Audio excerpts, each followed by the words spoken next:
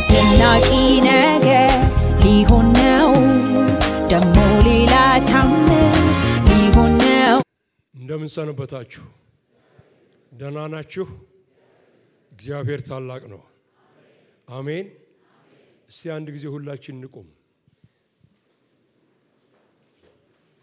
መጀመሪያ እስቲ ለዚህ ታላቅ ጌታ ታላቅ እልልታ ታላቅ ጭብጨባ ታላቅ ክብር ይገባዋል ሃሌሉያ አሜን አሜን አሜን አሜን አሜን እግዚአብሔር የተመሰገነ ይሁን እስቲ አጎናችሁ ያለ ሁለት ሰው ከኋላ ደግሞ ሁለት ሰው ቆዩ እንደዚህ የምትሉት ነገር አለ ቆይ የእግዚአብሔር መንፈስ ባለበት በዛ ምን አለ እቺን ቃል እየነገራችሁ ሰላም ተባባሉ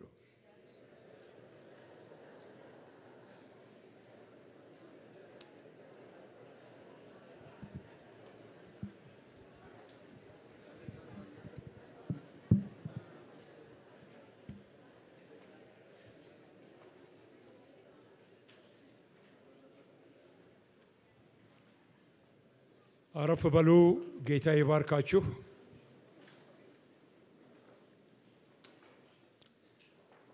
እግዚአብሔር የተመሰገነ ይሁን እንግዲህ እግዚአብሔር በፈቀደው ቦታና ጊዜ እንገኛለን ጌታ ይባረክ ሃሌሉያ አሜን ዛሬ ማካፈላችሁ ትምህርት አንድ ጊዜ በግሌ ዲቮሽን ጊዜ ላይ ጌታ አስተማረኝን እኔ ብዙ ጊዜ ጥቂት ጊዜ ነው ኮሜንታሪዎች ማይንጃ ላይም ብዙ ኮሜንታሪ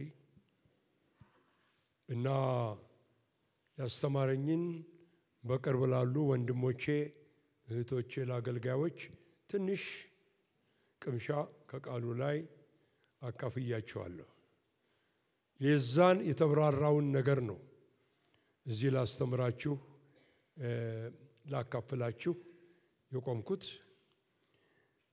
ያን ጊዜ ሳናግራቸው 20 ደቂቃ ነበር አሁን ግን በሁለት ተከታታይ ትምህርት እንመለከተዋለን የመልእክቱም ርዕስ ወደ እግዚአብሔር ተራራ እንውጣ አሜን ወደ እግዚአብሔር ተራራ እንውጣ እግዚአብሔር ይመስገን ጌታ ይባረክ ጊዜያችሁን አልወስድም 3 አጫጭር ንባብ ክፍሎች አሉኝ ከብሉይ ኪዳን 3 አነባለሁ ዘጸአት ምዕራፍ 24 ላይ ብታወጡልኝ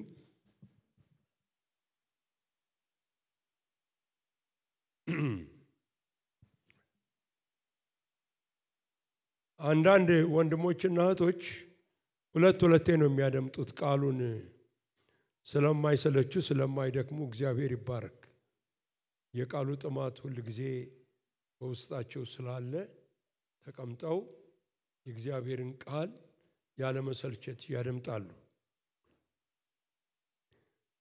ምዕራፍ 24 ከቁጥር 9 ጀምረን እንመለከተዋለን እስከ ቁጥር 12 ሙሴም አሮንም ናዳብም አብድዩም ከእስራኤል 70 ሽማግሌዎች ወጡ የእስራኤልንም አምላክ አዩ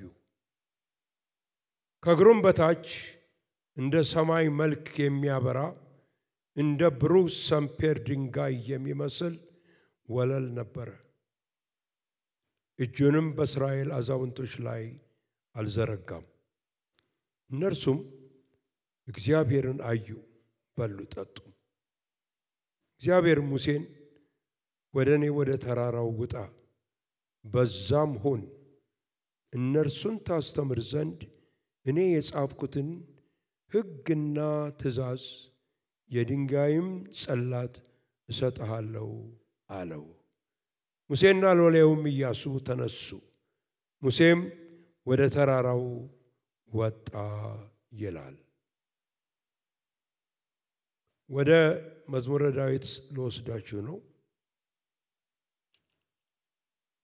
መዝሙረ ዳዊት 15 በቅንፍ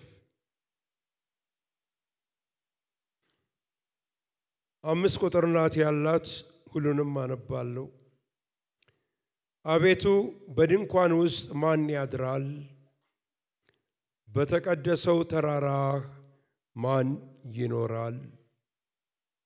በቅንነት የሚሄድ ጽድቅን የሚያደርግ በልቡም እውነትን የሚናገር በአንደበቱ የማይሸነግል በባልንጀራው ላይ ክፋትን የማያደርግ ዘመዶችን የማይሰድብ ኃጢአተኛ በፊቱ የተናቀ እግዚአብሔርንም የሚፈሩትን የሚያከብር ለባልንጀራው የሚምል የማይከዳም ገንዘቡን ባራጣ የማያበድር በንጹህ ላይ መማለጃን የማይቀበል እንዲህ የሚያደርግ ለዘላለም አይታወክም ይላል። በመጨረሻም ወደ 68ኛው ምዕራፍ በቅንፍ እንሄዳለን። ይሄው የዳዊት መዝሙር አሁንም አጭር ቁጥሮች አሉት። ቁጥር 15 ላይ ብትመለከቱ እሱም ማየት እንችላለን። የእግዚአብሔር ተራራ የለመለመ ተራራ ነው። የጸና ተራራና የለመለመ ተራራ ነው። የጸኑ ተራሮች ለምን ይነሳሉ? እግዚአብሔር ይህን ተራራ ያድርበት ዘንድ ወደደው። በእውነት እግዚአብሔር ለዘላለም ያድርበታል። ሃሌሉያ። እንግዲህ እግዚአብሔር ቃሉን እንዲያስተምረን እያንዳንዳችን ለራሳችን ለእኔም ደግሞ ጸልያላችሁ። ዘላለማዊና ጻድቅ ሆንክ ብርቱና ግሩም ጌታ እናመሰግንሃለን። ስለዚህ ሁሉ ሕዝብና ልጆችህ እባርክሃለሁ። ቅዱስ መንፈስህም በላያችን ላይ ይምጣ። በአሁን ሰዓት በከንቱ አንቀመጥ። ሰማያት በላያችን ላይ ይከፈቱ። እግዚአብሔር ሆይ የቃልህም ሙላት በሕዝብ ላይ እንደ ወንዝ ሆኖ ይፍሰስ። እንደ ወንዝ ሆኖ ሕዝብህን ያጥለቅልቀው። እግዚአብሔር የዘላለም አባት ሆይ አንተም ዛሬ አስገራሚ ነገር በቃል በኩል ታደርጋለህና አመሰግንሃለሁ። እግዚአብሔር የዘላለም አባት ሆይ እያንዳንዱን የሚያደምጠውን ሰው በቅዱስ ቅባት ቀባው። ጌታ ሆይ እነሆ እኔም ልጅህ ሁለመናዬን ላንተ አቀርባለሁ። አንተም ደግሞ እጅህ ለመልካም በእኔ ላይ ትሁን። በኢየሱስ ክርስቶስ ስም አሜን። በብሉይ ኪዳን ብዙ ተራሮች ተገልጸው እናያለን፣ እንመለከታለን። የእግዚአብሔር ሕዝቦች ወይንም አንድ ግለሰብ በልዩ ልምምድ መንፈሳዊ ልምምድ ያለፈበት ስፍራና መገለጥም የተገኘበት ስፍራ ማለት ነው። አንዳንዶቹንም ለመግለጽ እንደምታውቁት ሙሴ ከብቶቹን እየነዳ በጎቹን እየነዳ ሲሄድ እንደማንኛውም ቀን ወደ ኮሬብ ተራራ የእግዚአብሔር ተራራ ይለዋል መጽሐፍ ቅዱስ በሄደ ጊዜ የሚቃጠል የሚነድ ቁጥቋጦ አየ። ከዛም እግዚአብሔር ተገልጦ አናገረው። እንደገና ከዛ አለፍ ብለን በምንመለከትበት ጊዜ ዘጸአት 19ን ያ ከባርነት ነፃ የወጣው ሕዝብ ያ ሕዝብ እግዚአብሔር በሲና ተራራ ላይ ወርዶ ሲያናግረው እንመለከታለን። በታላቅ ክብር በብዙ ሺህ መላእክት ሰራዊት ተከቦ እግዚአብሔር በተራራው ላይ ባረፈበት ጊዜ ያ ስፍራ ሁሉ እንደተናወጠ መጽሐፍ ቅዱስ ይነግረናል። ከዛ ጊዜ ጀምሮ ሲና የተመረጠ ተራራ ተብሎ ይጠራል። አለፍ ብለን ስንሄድ ይሄ 24ኛው ምዕራፍ ዛሬ ያነበብኩት እርሱን ደግሞ በኋላ መጣበታለሁ የመልእክታችን ማዕከላዊ ስለሆነ እንመለከታለን።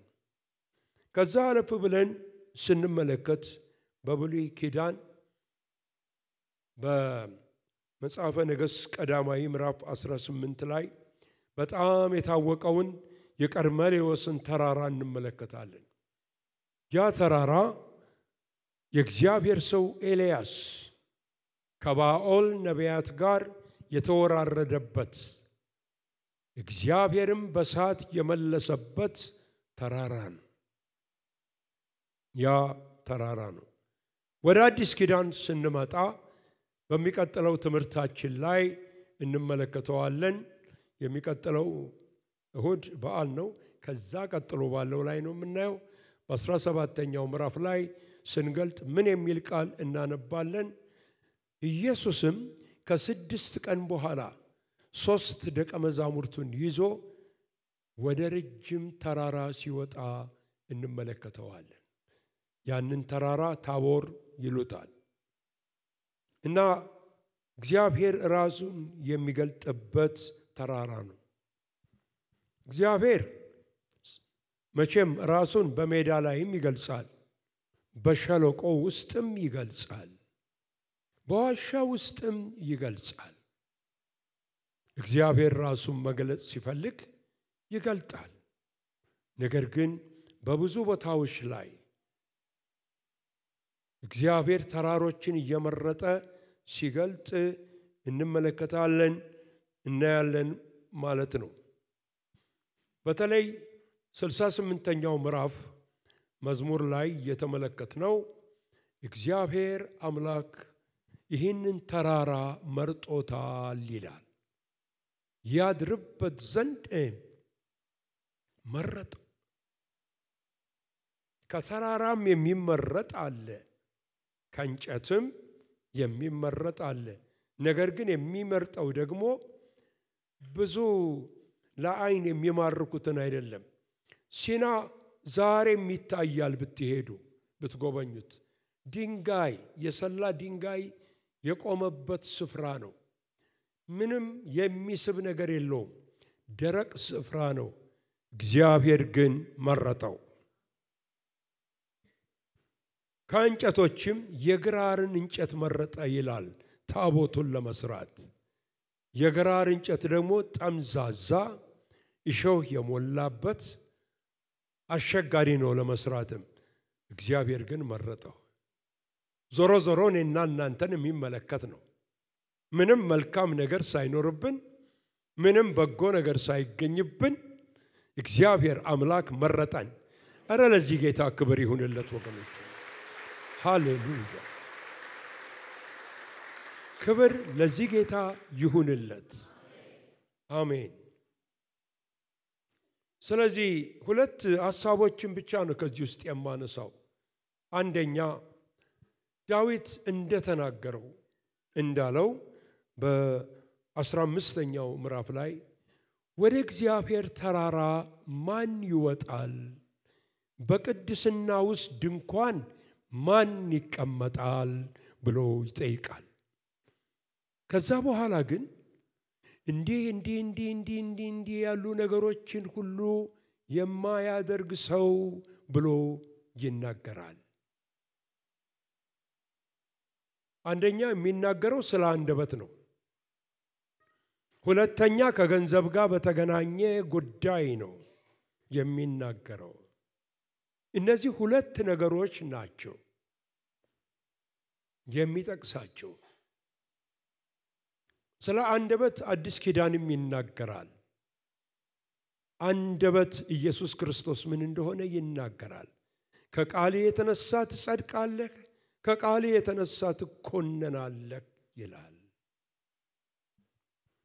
ገንዘብ ደግሞ አምላክና ጣዖት ሆኖ የሰው ልጆችን እንደሚያጠፋ ኢየሱስ ክርስቶስም ተናግሯል። ለ2 ጌቶች ልትገዙ አትችሉም ብለዋል። እንጠቀምበታለን እንጂ አይገዛንም። የሚገዛን ኢየሱስ ብቻ ነው። ሃሌሉያ! ለዚህ ትልቅ አሜን ያስፈልጋል።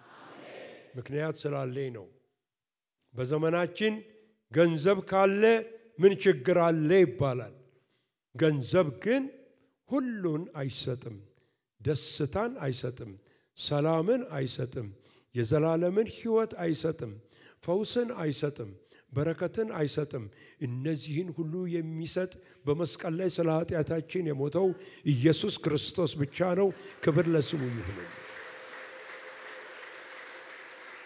ሃሌሉያ ክብር ለስሙ ይሁንለት እና ስለ ቅድስና ይናገራል ራሱን በቅድስና የጠበቀ ሰው ነው ወደ እግዚአብሔር ተራራ መውጣት የሚችል ወደ ከፍታው መሄድ የሚችል ብሎ ይናገራል ቅድስና እንደምታውቁት ወገኖች ሆይ ቅድም የጠቀስኩላችሁ ሙሴ በኮሬብ እግዚአብሔር ሲገለጥለት እኔ የአብርሃም የይስሐቅ ያዕቆብ አምላክ ነኝ ካለው በኋላ የተናገረው ስፍራ ይህ ስፍራ የተቀደሰ ነውና ጫማህን አውልቅ የእግዚአብሔር ሕልውና አሁን በዚህ ስፍራ ሰፍሯልና እንደፈለክ መሆን አትችልም ይሄ ጫማ ይውለቅ ጫማውን አወለቀና ቆመ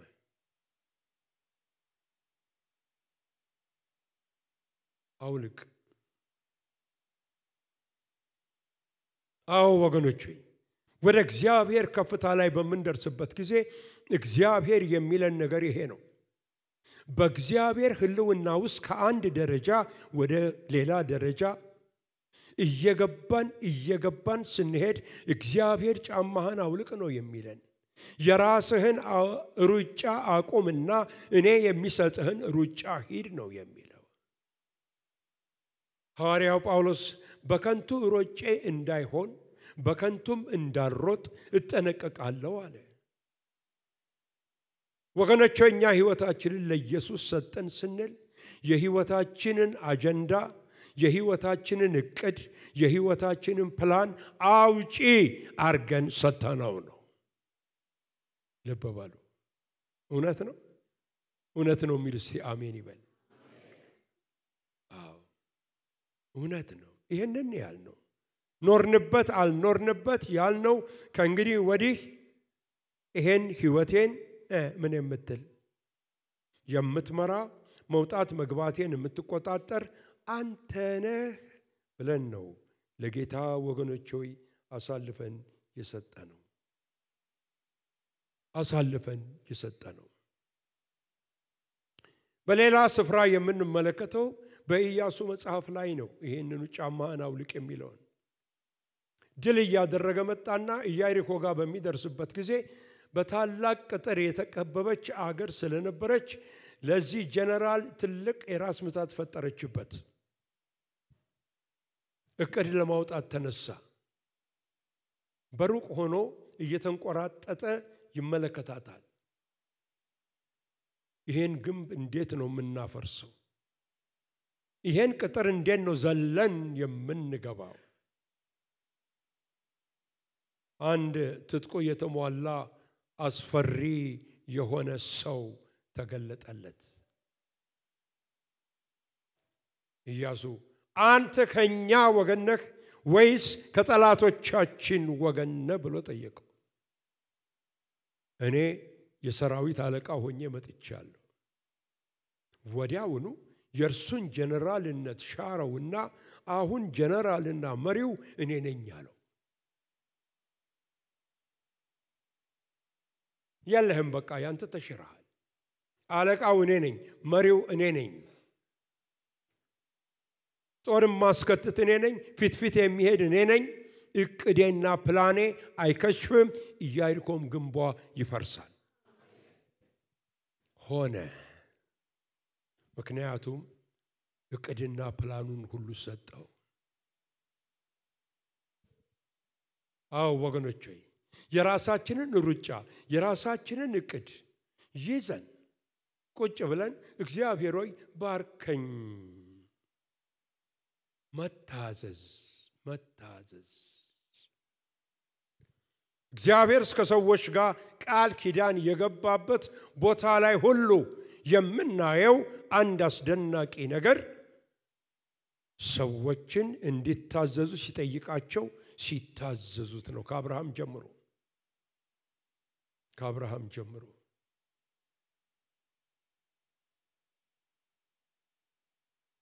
ሕይወቴን ለአገልግሎት ስሰጥ እግዚአብሔር ብዙ ተስፋ ሰጠኝ ተስፋዎቹ ወደ 75 እጁ ተፈጽሟል። የቀሩትን 25 እጅ አቃቸዋለሁ ደግሞ እኔ ገና የሚቀሩትን እነሱም ይፈጸማል። ታዲያ ብዙ ነገረኝና እግዚአብሔር አንድ ቃል ኪዳን እንድገባለት ጠየቀኝ። የምልህን ሁሉ እንድታደርግ ቃል ግባልኝ አለኝ። ልጅም ስለነበርኩ ብዙም ስለማላቅ ግራም ቀኝም ግን ጥሩ ነው ልጅነት አንዳንዴ እግዚአብሔር ሆይ ቃል እገባለሁ አልኩ። ምናልባት ዛሬ ቢሆን ቆይ አስቤበት ልምጣ ነው ማለት ያን ግን እግዚአብሔር ሆይ ቃል እገባለሁ ሁሉም ምትለኝን አደርጋለሁ። እስካሁን ድረስ እየሞከርኩ ነው። ፌል ሳረግም ደግሞ ይቅርታ እየጠየቅኩ እጆቼን ይዞ ያነሳኝ አሁንም ደግሞ እየተጓዝኩ ነው። እግዚአብሔር መታዘዝን ከኛ ይጠባበቃል።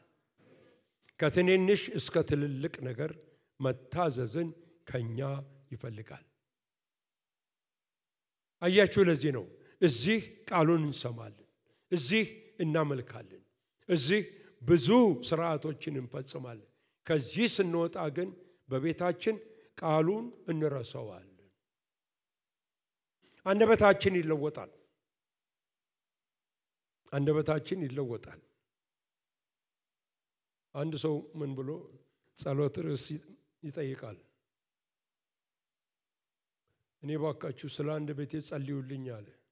ልክ መኪና ውስጥ ገብቼ ሞተሬን አስነስቼ የመኪናውን ሞተር አስነስቼ ሊሄድ ሲጀምር ውስጤ የሚቀሰቀስ ነገር አለ አለ። ምን እንደሚል አልገባኝም ነው። ከዛ በኋላ ምን አለ እንግዲህ ስድብ ጀምሯል አለ በመስኮት በዚህም በዛም።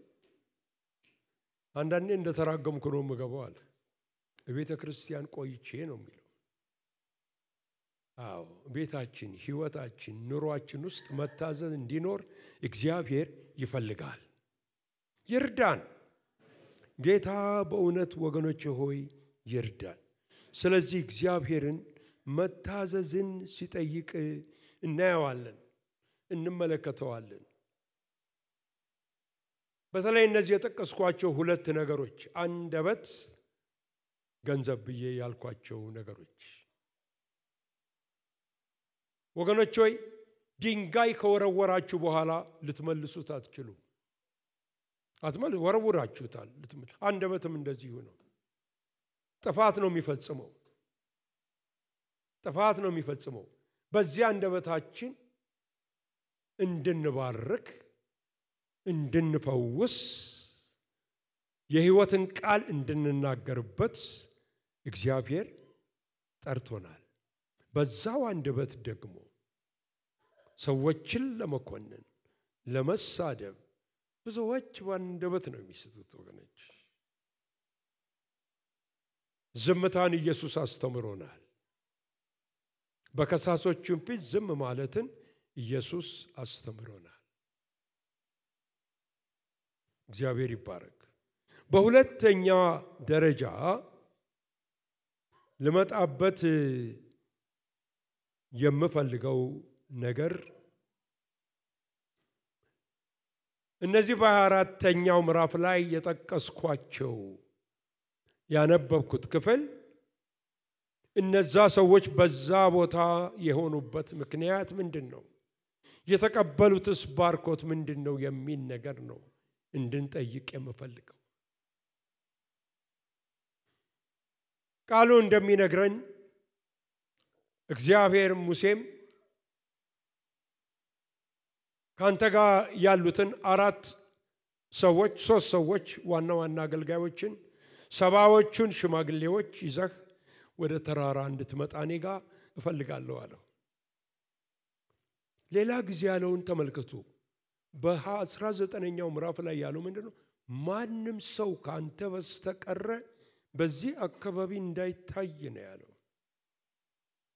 ከብቶች እንኳን እንዳይታዩ በእግዚአብሔር ፍላጻ ይመታሉ ይላል ከክብሩ የተነሳ።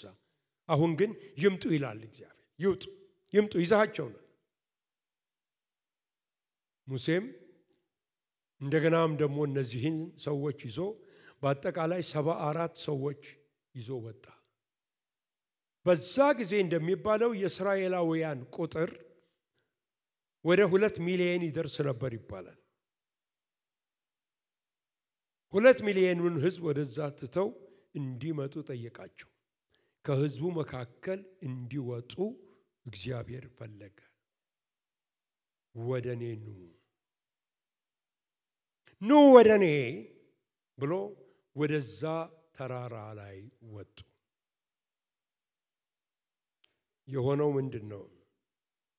ከህዝብ ተለዩ። ከህዝብ ተለይታችሁ ውጡ። መለየት፣ አይሶሌሽን፣ ለየት ብሎ ወደ እግዚአብሔር መሄድ።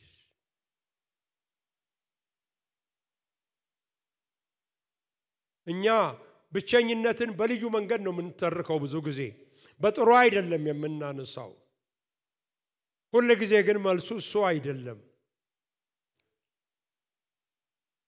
እግዚአብሔር የብቸኝነታችንን ጊዜ በጣም አድርጎ ይፈልገዋል። በተለይ እግዚአብሔር ጉዳይ ሲኖረው ይለየናል። ለይቶ ብቸኛ ያደርገናል። ለተወሰነ ጊዜና ሲዝን፣ ለአንድም ሆነ ለሁለት፣ ለ5 ዓመት፣ ለ2 ወር ሆነም ለ5 ቀን ይለየናል እግዚአብሔር። ለየት ማለት መውጣት፣ ከአካባቢ መለየት። እግዚአብሔር የተናገራቸው ታላላቅ ነገር በህይወታቸው የሰራ ሰዎች በተወሰነ ጊዜና ሰዓት ለይቶ ያወጣቸው ሰዎች ናቸው። እኛ የህዝብን ብዛት እንፈልገዋለን። ስለ ቤተ ክርስቲያን እንኳን ስናወራ ብዙ ሰው ነበረ ነው የምንለው እንጂ የእግዚአብሔር ህልውና ነበረ ወይ አንልም። አይደለ እንዴ? ብዙ ሰው ነበረ።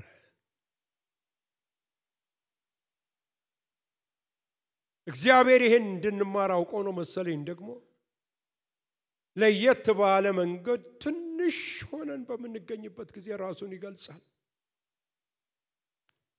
ስለዚህ እግዚአብሔር ያዕቆብን ሊባርከው ሲፈልግ ያቦቅን ወንዝ ከብቶቹን፣ ሚስቶቹን፣ ልጆቹን አሻገረና እርሱ ብቻውን ቀረ።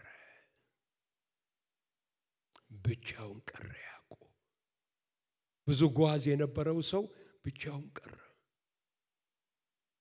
ምን ሊያደርግ ነው? እግዚአብሔር በልቡ ሞላው አስቀመጠው መሰለኝ። ከእግዚአብሔር ጋር መገናኘት አለብኝ ብሎ አመነ። ይሄ እኮ እግዚአብሔር የሚናገረው ሰው ነው። በህልም ይናገረዋል፣ በመገለጥ ይናገረዋል፣ በተለያየ መንገድ ይናገረዋል። ያለታ ግን ከእግዚአብሔር ጋር አንድ ጊዜ መገናኘት አለብኝ ብሎ ወሰነ። ወስን ወንድሜ፣ ያስፈልግሃል። ለህይወትሽ ያስፈልግሻል። ወስኝ።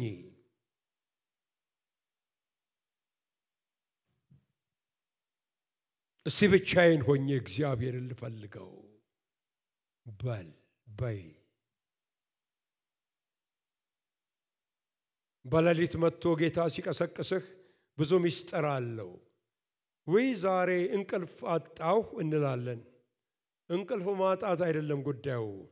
እግዚአብሔር ቀስቅሶ ጉዳይ አለኝ እስቲ ተነስና በርከክ በል እንጫወት ማለት ነው። ያዕቆብ በዛ ስፍራ ላይ የሆነውን ሁሉ ታውቃላችሁ። እግዚአብሔር ተገናኘው፣ ቀየረው፣ ተነካው፣ ዳሰሰው። እግዚአብሔርን ፊት ለፊት አየው። ሰውነቱም ደህና ቀረች። የሚያወራ መንፈሳዊ ነገር ነው፣ ስጋዊ ነገር አይደለም። ሰውነቴ ደህና ቀረች ብሎ እያነከሰ ነው የወጣው። አንካሳ ሆኖ እንደሚባለው ያዕቆብ ከዛ በኋላ በትር ይዞ ነው በህይወቱ ዘመን የኖረው። የሚያነክስበት ነገር ሰጠው እግዚአብሔር። የሚያነክስበት ነገር ሰጠው።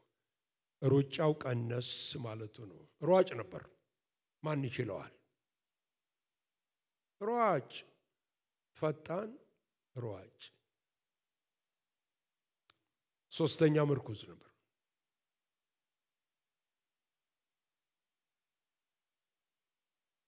እግዚአብሔር ብቻውን አውጥቶ የሚነግራችሁ ነገር አለ። በግል ሕይወቴ ምስክርነት አሉ የምላቸው ነገሮች እግዚአብሔር ከቃሉ ያስተማረኝ ሁሉ ብቻዬን በነበርኩበት ጊዜ ብቻዬን ከጌታ ጋር ለመሆን በወሰንኩበት ጊዜ ነው።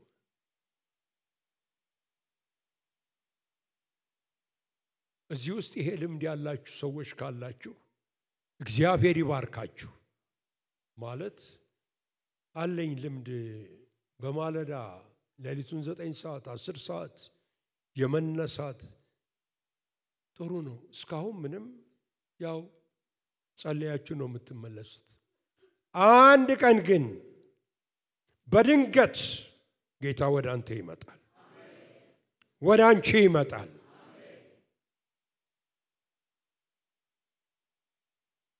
ይሄንን ነው የማውቀው። ይመጣል፣ ያናግረናል፣ ያጫውተናል፣ ይዳስሰናል፣ ይፈውሰናል። በጓዳ የሰሙ ሰዎች ናቸው ወደ ውጭ ወጥተው ዓለምን በመልእክታቸው የገለባበጡ። ያልሰሙ ሰዎች ምንም ሊሰጡን አይችሉም። ሁለተኛ የሆነ ነገር አለ። በእግዚአብሔር ፊት ተቀመጡ። ተቀመጡ፣ በሉ፣ ጠጡ። እኔ የሚገርም ነው። የፈለጋችሁ ቴዎሎጂያን አምጡ፣ ምን እንደበሉ እንደጠጡ ሊነግራችሁ አይችልም። በፍጹም። ብቻ በሉ ጠጡም በእግዚአብሔር ፊት። በእግዚአብሔር ፊት ተቀመጡ፣ አረፉ በእግዚአብሔር ፊት። ጊዜው አስደንጋጭ ጊዜ ነው። ጊዜው ክፉ ነው። በጠላት ተከበዋል። ውሃም የለ፣ መብልም የለ። ብዙ የሚያስፈልጋቸው ነገር አለ። ምድረ በዳ ነው። ግን በእግዚአብሔር ፊት አርፈው ተቀመጡ። አካባቢያቸውን ረሱ። እንዴት አድርገው ያስታውሱት አካባቢያቸውን? ወለሉ ንጣፉ የተሰራው ከከበረ ድንጋይ ነው።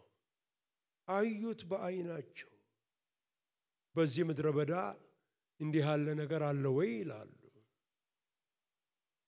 አካባቢያቸውን ረሱ። የሚያስረሳ ነገር፣ የኢኮኖሚውን ሁኔታ የሚያስረሳ፣ የፖለቲካውን ነገር የሚያስነሳ፣ ችግርህን የሚያስረሳ ነገር እግዚአብሔር ያድርግልህ። እረፍ አሉ በእግዚአብሔር ፊት። ተጨንቀንስ ምን እንጨምራለን? ተጨንቀን ከገበያው 5 ሳንቲም መቀነስ አንችልም። ስትጨነቅ ብታድር ጠዋት ሲነጋ እንዲያውም ከፍ ብሏል ይልሃል። ተጨንቀህስ ምን ማረግ ትችላለህ? በእግዚአብሔር ዘንድ ግን ማረፍ። እረፉ፣ እኔም አምላክ እንደሆኑ እወቁ። በማረፍ ውስጥ የረፍት ስፍራ አለ። በእግዚአብሔር ፊት ሲሄድ አሁንስ የት ሄጄ ልረፍ እንላለን። አንዳንዴ የት ሄጄ ነው ማርፎ? በጣም በቃ እንጨነቃለን። ይበዛል፣ ነገሩ ይበዛል። የልጆቻችን ነገር አልፈን ደግሞ የጓዳችን ነገር፣ የጎጆአችን ነገር፣ የሀገሩ ነገር እዛዚህ በቃ ምስቅልቅልቅልቅል። ማረፍ ማረፍ፣ በጌታ ላይ ረፍ ማለት በቃ ምንም ጨምረውም ነገር ምቀንሰውም የለም። በሱ ላይ ግን በማረፍ ተደግፌ ሳለው ድንቅ ነገር ይሆንልኛል። እንግዲህ አንደኛው ያልኳችሁ ለያቸው፣ ሁለተኛ ረፍትን ሰጣቸው፣ ሶስተኛ እንዲወጡ እግዚአብሔር የፈለገበት ምክንያት እነዚህ ሁሉ አገልጋዮች ናቸው እንግዲህ ሊያገለግሉ ነው ያንን ህዝብ 70 ሽማግሌዎች 3ቱ ታላላቅ መንፈሳዊ መሪዎች ሙሴ አለ እንዲያገለግሉ ነው ሙሴ እንኳን ያውቀዋል በደንብ ማንነቱን እንዲያውቁ ፈለገ ክብሩን እንዲያው ፈለገ ጸዳሉን እንዲያው ፈለገ ኃያልነቱን እንዲያው ፈለገ ማደሪያውን እንዲያው ፈለገ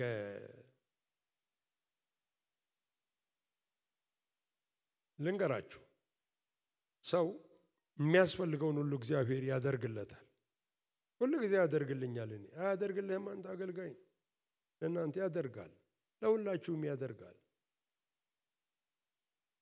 ነገር ግን ሰው አገልጋይ ሆኖ ምድራዊ ነገሮችን የሚያሳድድ ከሆነ ችግሩ መንፈሳዊ ነው ትንሽ ከክብሩ ቢያይ አይኑ ከዛ ላይ ይነሳል በቃ አለቀ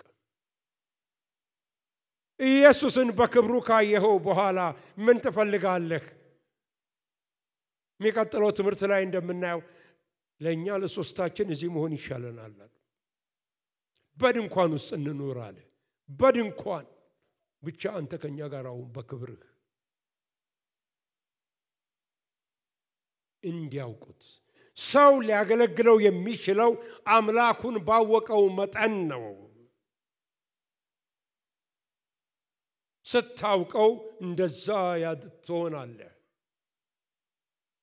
ተግዳሮትማ የት ይቀራል ይመጣል ንጉሥ ሆይ ላቆምከው ምስል አንሰግድም እግዚአብሔር አምላካችን ያድነናል ባያድነንም አንሰግድም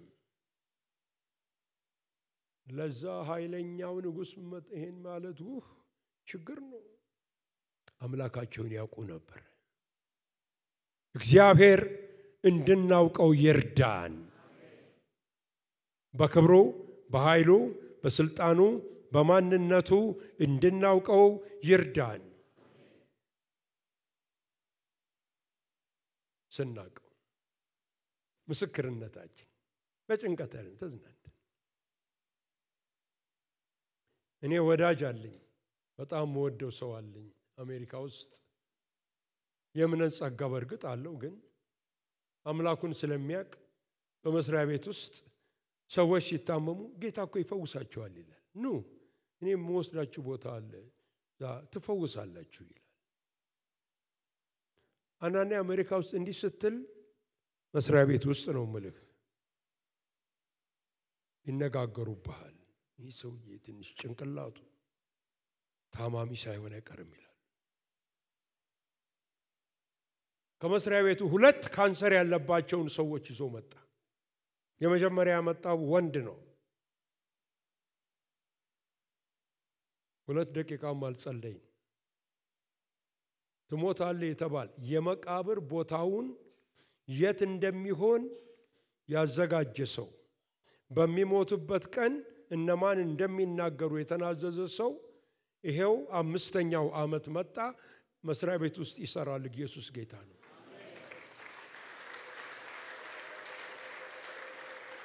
አምላኩን ያውቃል ሁለተኛዋ ሴት ናት ቦን ካንሰር ነው ያለባት የቤተሰብ ሰብስባ ተሰናበተች ታለቅሳለች ልጆቿን አይታ ታለቅሳለች ባሏ ሳትሞት ገና እንደሚያገባ ነገራት በህይወት እያለች አንዳንድ ጊዜ እንዴት ያለ ችግር አለ ባካችሁ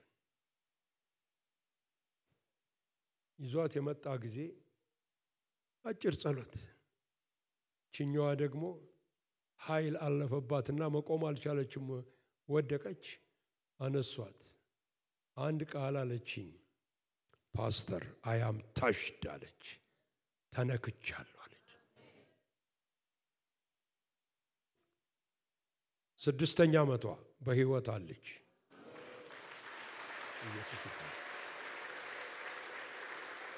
አምላኩን የሚያቅሰው እንደዚህ ነው አምላካችን እንደምንዘምረው ሁሉ ነው እንደምንናገርለት ሁሉ ነው እንደምንጸልይለት ሁሉ ነው ኃያል ነው ድንቅ ነው መካር ነው የዘላለም አባት ነው ፈዋሽ ነው በሰማይና በምድር ድንቅና ታምራት ኧረ ታላቅ እልልታ ኧረ ታላቅ ክብር ኧረ ታላቅ እልልታ ኧረ ታላቅ ክብር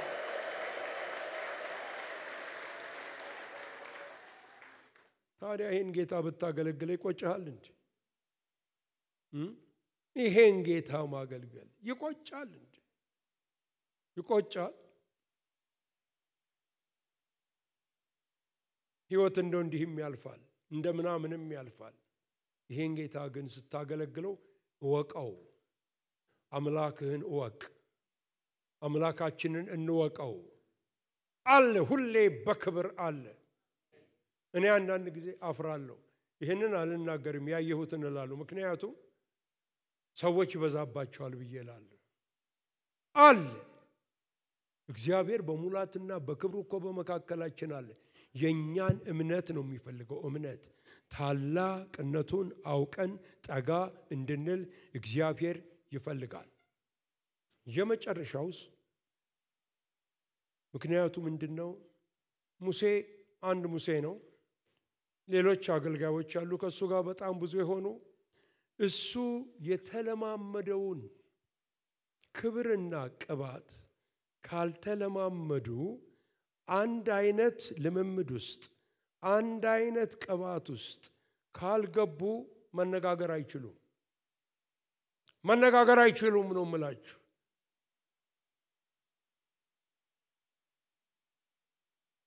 በቃ መነጋገር አይችሉም እንዲህ ነው ሲባል አይ እኔ እንደዚህ ነው የሚታያቸውን ነገር ነው የሚያወሩት ምድራዊ ነገር ነው የሚያወሩት ለክ ሙሴ ባለፈበት ቅባት ባለፈበት ክብር ውስጥ እነርሱም ማለፍ ነበረባቸው ያን ጊዜ ያውቃሉ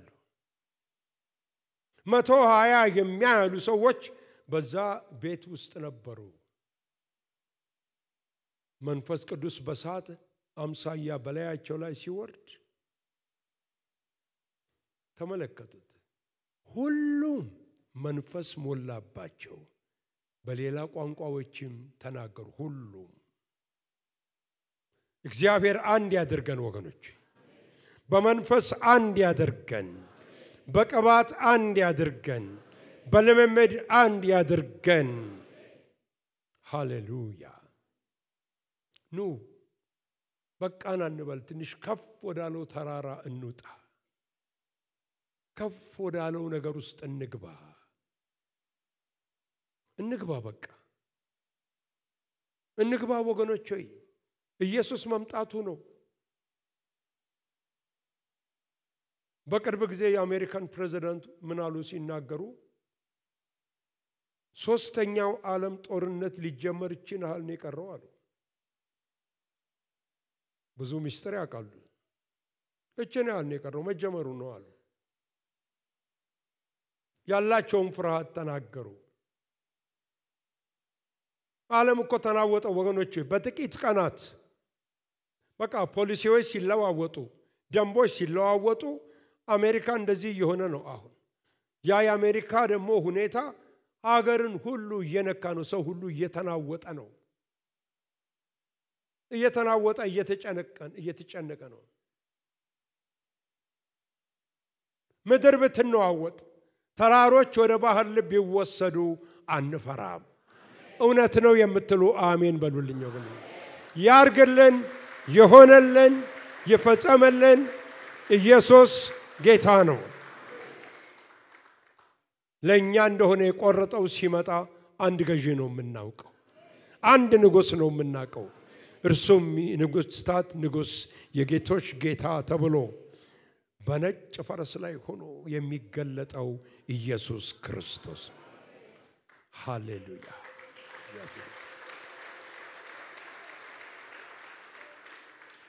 ክብርና ምስጋና ታላቅነት ዘላለማዊነትም ኃይልም ብርታትም ለአምላካችን ለንጉሳችን ለጌታችን ይሁንለት አሜን እንጸልይ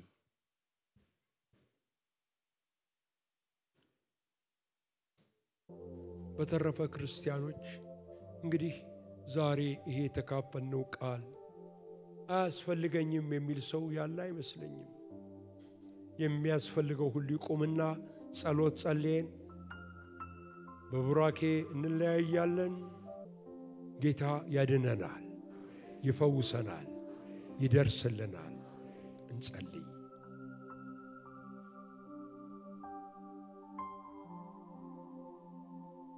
ዘላለማዊና ጻድቅ የሆንክ ጌታ እግዚአብሔር አምላካችን ሆይ እናመሰግንሃለን። ክብርና ምስጋና ታላቅነት ላንተ ለጌታችን ለአምላካችን ይሁን። ጌታ ሆይ አሁንም ደግሞ በጸጋ ኃይል በታላቅነትህ እንድትገናኘን እንጠይቅሃለን። ከቃልህ እንደሰማን እንዲሁ ተገናኘን። በእያንዳንዱ ሰው ሕይወት ላይና እግዚአብሔር ሆይ ለውጠን እንለወጣለን፣ ፈውሰን እንፈወሳለን። ወደ ክብር ሙላት አስገባን፣ ወደ ተቀደሰው ተራራ ውሰደን። እግዚአብሔር ሆይ ከዚህ በሚወጡበት ጊዜ ሁሉ ደስ ብሏቸው በበረከት ተሞልተው በጸጋ ተሞልተው በጥበቃ ተሞልተው እንዲወጡ እጠይቅሃለሁ። ከዓለም ጠብቃቸው፣ አድናቸው። ከክፉ ከተባለ ነገር በከተማው ላይ ከሚዘዋወር ነገር ሁሉ ጠብቃቸው። ካስጨናቂ ነገር ጠብቃቸው። መልካምነቱ ሁሉ በፊታቸው ይሄድ በኢየሱስ ክርስቶስ ስም። የተቀደሱ እጆቻችሁን ከልቦናችሁ ጋር አንሱ። እግዚአብሔር ይባርካችሁ፣ ይጠብቃችሁ። እግዚአብሔር ፊቱን ያብራላችሁ፣ ይራራላችሁ። እግዚአብሔር ፊቱን በእናንተ ላይ ያንሳ፣ ሰላምንም ይስጣችሁ። በስመ አብ በስመ ወልድ በስመ መንፈስ ቅዱስ አንድ አምላክ አሜን። ሕዝቡም ይላል ኢየሱስ በጸጋው በክብሩ ወደ ቤታችሁ ትሄዳላችሁ። እግዚአብሔር ይባርካችሁ። አስደናቂ